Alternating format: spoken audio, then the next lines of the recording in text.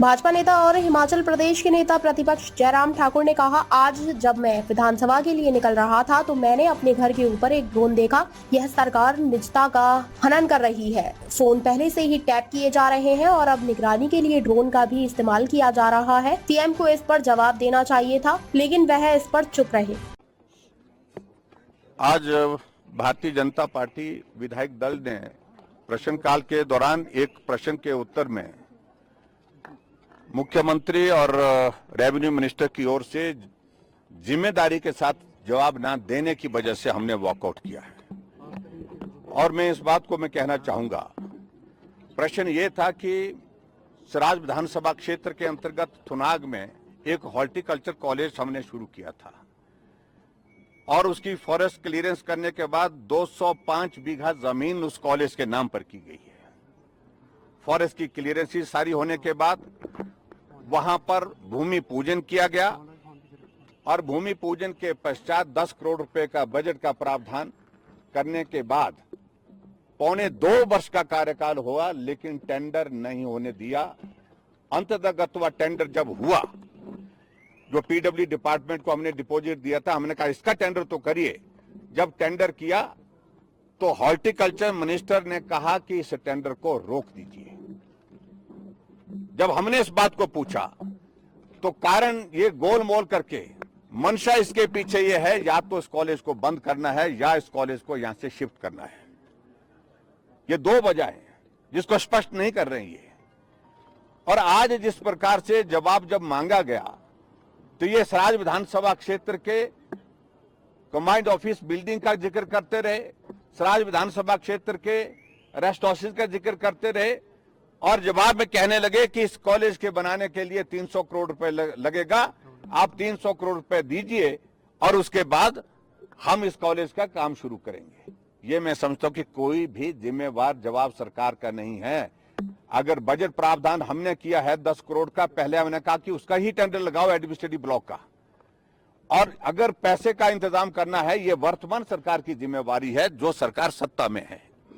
हम विपक्ष में हैं और हम विपक्ष में रह करके उसमें एक सहयोग कर सकते हैं कि कहां बात करनी है, लेकिन इस तरह से गैर जिम्मेदाराना बात करना यह बहुत दुर्भाग्यपूर्ण है। ये हिमाचल प्रदेश सरकार के मुख्यमंत्री सुखविंदर सुक्खू जी का एक काम करने का तरीका बन गया है कि जो भी हो सकता है उसको बंद करो।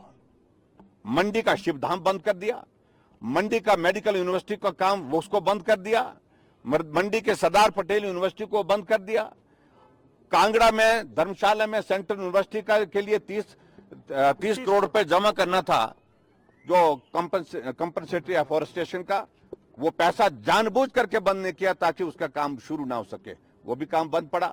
पालमपुर एग्रीकल्चर यूनिवर्सिटी की जमीन जो है दान दी जा रही है प्राइवेट लोगों को कि आप यहां पर होटल खोलिए। इससे बड़ा दुर्भाग्य कोई हो नहीं सकता है।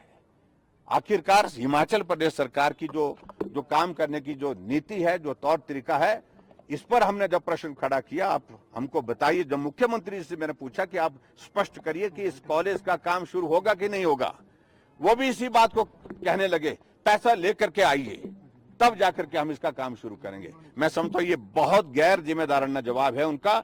और जो रेवेन्यू मिनिस्टर ने पर्टिकुलरली कहा कि वो फिजिबल नहीं पाई गई, ये सत्य नहीं है, ये सरासर झूठ है। और जो वहां से जो इस काम के लिए जो टीम आई हुई थी, उनके ऊपर जबरदस्त दबाव बनाया गया कि किसी तरह से भी रिपोर्ट इस तरह से बना करके दीजिए, कहो कि ये जगह फिजिबल नहीं है। और इस बात को लेकर के मैं कह रहा हूं कि बहुत दुर्भाग्यपूर्ण परिस्थिति है जो हिमाचल प्रदेश की विधानसभा के अंदर आज की दौर में ये तमाशा बना हुआ है। देखिए, उस बात को लेकर पहले मैंने सोचा कि रूटीन में चलता है, मैंने 10 बार बोल दिया अपने जो कर्मचारी हैं, बाकी जो लोग इसको देखते थे। लेकिन आज जब मैं आ रहा था विधानसभा, उस वक्त भी वहां पर ड्रोन वहां पर हमारे घर के आंगन में घूम रहा था और ये मैं समझता हूं कि बहुत दुर्भाग्यपूर्ण है। तमाशा बन गया सरकार का, समझ में नहीं आ रहा है। विपक्ष के नेता के घर की खिड़कियों से, दरवाजे से गाड़ियां खड़ी कहां हैं, कौन गाड़ियां खड़ी हैं, कौन आदमी आए हैं, उनका भी ड्रोन से सर्वे ड्रोन से ये कर रहे हैं। यहां कानून व्यवस्था की धज्जियां उड़ गई है, दिन दिहाड़े गोलियां चल रही हैं। दिन दिहाड़े जो है लोगों को पीट पीट करके मार दिया जा रहा है, उस तरफ ध्यान नहीं है। शिमला के माल रोड पर हत्या हो जाती है, उस पर ध्यान नहीं है। लेकिन विपक्ष के लोग हैं, उनके फोन सर्विलेंस पर, और उनके फोन सर्विलेंस के साथ साथ में उनके घर की चारों तरफ से हुआ जाकर के वहां पर ड्रोन से इस तरह से करना, ये निजता का भी हनन है। और मैं समझता हूं ये बहुत ओछी हरकत की है और जिसको मुख्यमंत्री को जवाब देना चाहिए था, लेकिन मुख्यमंत्री जी चुपचाप बैठे थे। ये सचमुच में बहुत दुर्भाग्यपूर्ण है। तो उनके ऑफिस से उनके रेजिडेंस मेरे साथ में है, वो वहीं करते हैं, अच्छी जानकारी मिली है।